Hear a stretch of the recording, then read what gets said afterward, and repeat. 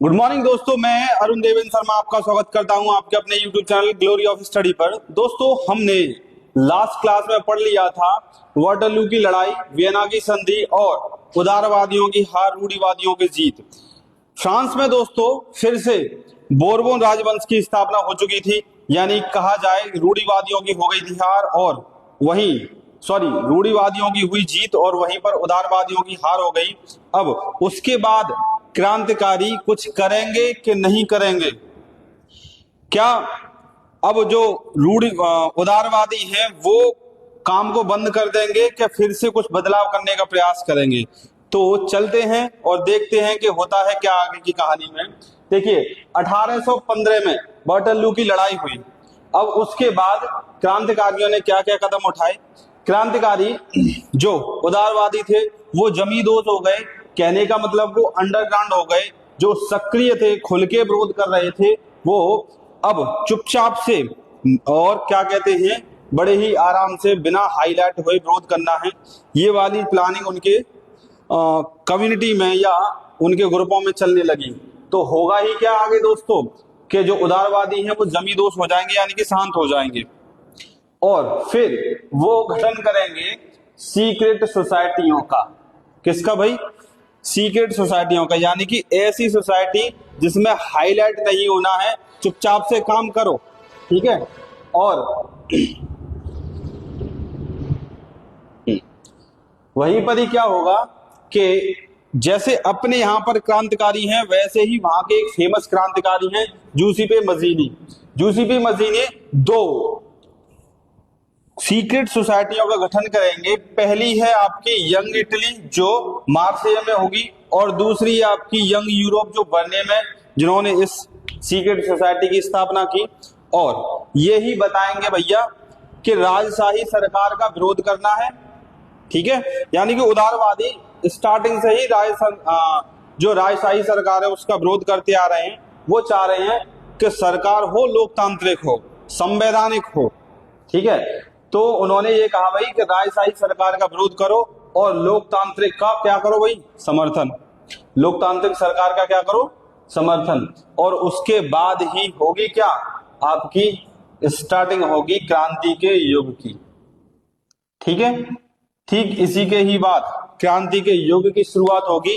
कहने का मतलब है कि 1815 में रूढ़िवादियों की सरकार बनती है और उदारवादी हार जाते हैं। तो वहीं उदारवादी वेट करते हैं कि भैया अपना टाइम आएगा, है ना, तब हम कुछ करके दिखाएंगे, बोला अपना टाइम आएगा। तो वहीं पर हुआ क्या कि 1830 में उदारवादियों का आया समय और उन्होंने वहां क्या किया भैया? क्रांति करना स्टार्ट कर दी फ्रांस में। और यही क्रांति का युग बदलेगा जुलाई क्रांति में, जिसकी स्टार्टिंग ही कहां से होगी? 1830 से। यानी कि 15 वर्षों के इंतजार के बाद उदारवादियों का इंतजार खत्म हुआ और जुलाई क्रांति के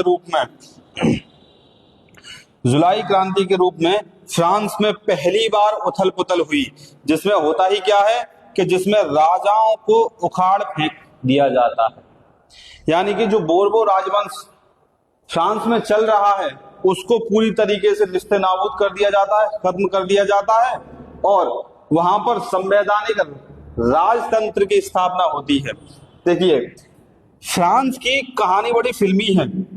फ्रांस में पहले 1789 से पहले बोरबो राजवंश है, यानी कि लुई 14वां, लुई 16वां, लुई 17वां, लुई 18वां ये अपना राज चला रहे हैं, ठीक है।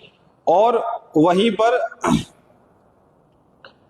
फिर फ्रांस में क्रांति होती है 1789 में, तो नेपोलियन अपने को राजा बना देता है। फिर वहीं पर 1815 में दोबारा से लड़ाई होती है तो नेपोलियन हार जाता है, फिर से सरकार आ जाती है किसकी? राजाओं की। और फिर वहीं 1830 में क्रांति होती है तो 1830 में राजवंश को उखाड़ के फेंक दिया जाता है।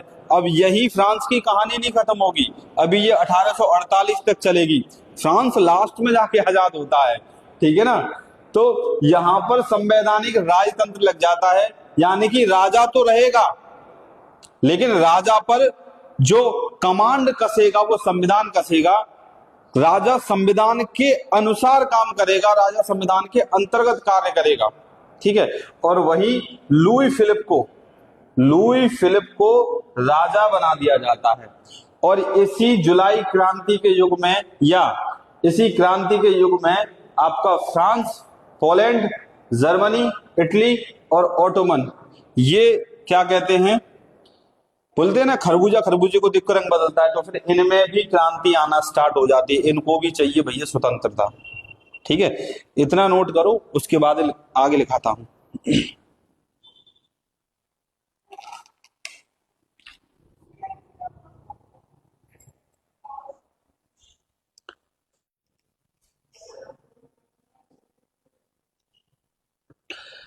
वेलकम बैक दोस्तों।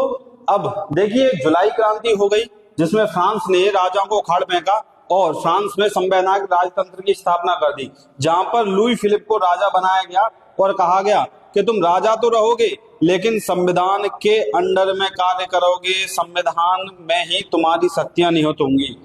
तुम अगर बेकाबू होते हो या निरंकुश राजा सिद्ध होते हो तो तुम पर संविधान के द्वारा नियंत्रण कसा जा सकता है। अब इसी के ही दौरान जब फ्रांस में ये वाली घटना घटी तो फिर पोलैंड हुआ, जर्मनी हुई, इटली हुई, ऑटोमन सल्तनत हुई, तो इनमें भी इसको देख करके चिंगारी लगना स्टार्ट हुई। खरबूजा खरबूजे को देख के रंग बदलने लगा। तो जुलाई क्रांति का परिणाम ही क्या निकला कि नीदरलैंड के यूनाइटेड किंगडम से बेल्जियम ने अपने आप को अलग कर लिया भाई। ठीक है, बेल्जियम पहले नीदरलैंड का ही हिस्सा था और इसने अपने आप को स्वतंत्र राष्ट्र घोषित कर दिया। वहीं पर ग्रीस की आजादी कॉन्स्टेंटिनोपल की ट्रीटी से हुई, यानी कि कुस्तुनतुनिया की संधि से हुई। इस पर अधिकार था ओटोमन सल्तनत का। किसका भाई? कॉन्स्टेंटिनोपल की संधि हुई, ओटोमन सल्तनत का अधिकार था। ठीक है, अच्छा, ग्रीस की जो लड़ाई है वो 1821 से स्टार्ट हुई थी और 1832 तक चली और 1832 में ग्रीस को भी आजादी मिल गई भाई। ठीक है, अब फ्रांस की कहानी यही खत्म नहीं होगी। फ्रांस अभी 1848 तक चलेगा। क्रांति का युग 1830 से 1848 तक चलेगा। ठीक है दोस्तों, तो इसको नोट करो। इसके बाद अगला ही टॉपिक आएगा